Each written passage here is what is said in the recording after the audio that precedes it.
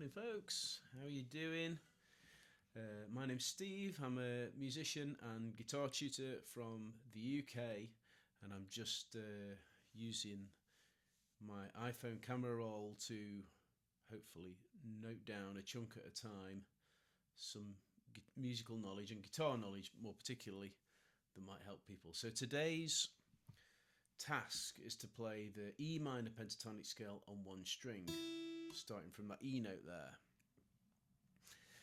So we've been playing on previous videos, and we did a little bit of simple lead stuff with the lower octaves of the scale down in this region of the fretboard. On this particular video, I'm going to look at trying to go up one string, because you can see all the spaces between the notes, what we call the intervals. So an interval is just distance and pitch between one note and another. And you can see it laid out in front of you, so it's easy to understand how the scale is built and it's easy to think about the scale that way, I think, and then start to transfer it to other strings. You could, in theory, do this on any string and head up from open up to fret 12, the octave. But just for now, we're going to do it with E, because that's where we've been for a little while. So intervals, spaces, musical spaces between two pitches. That's what intervals are. Let's say that. The smallest one you can have is a semitone, and that's a fret for us guitarists. The next one along is a tone. That's 2 frets. This scale we're going to use is going to use tone and a half intervals a couple of times. So that's going to be, as you would imagine, 3 frets, right? So 2 plus 1. Cool.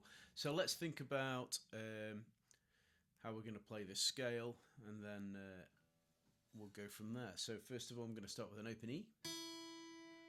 I'm going to go to a 3rd fret G, then a 5th fret A, 7th fret B, 10th fret D, and then I'm back on E at the top, fret 12. And that's the whole scale. I've gone from an E to an E. I've got 5 notes, and then the 6th is the repetition of the note we started, but an octave above. So there we go. Nice and simple. So thinking about the intervals there, we've got a tone and a half, 3 frets. We've got a tone, which is 2 frets. Another tone, which is 2 frets. A tone and a half, 3. And then we're going to go up a tone at the end.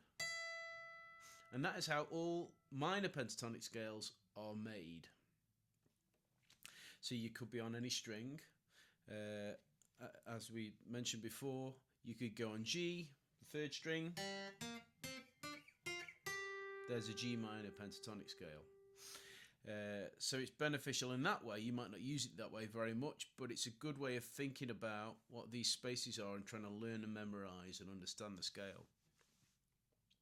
Okay, so super cool. So it's only just a little mini one today, and then I'll see what other nonsense I can get up to later, and if anything pops into my head, I'll be back with more info. If you need to ask any questions, I'm fine with that. Just shout up, and if I know what the answer is, then I'll comment back. Take care of yourselves, guys. Take care.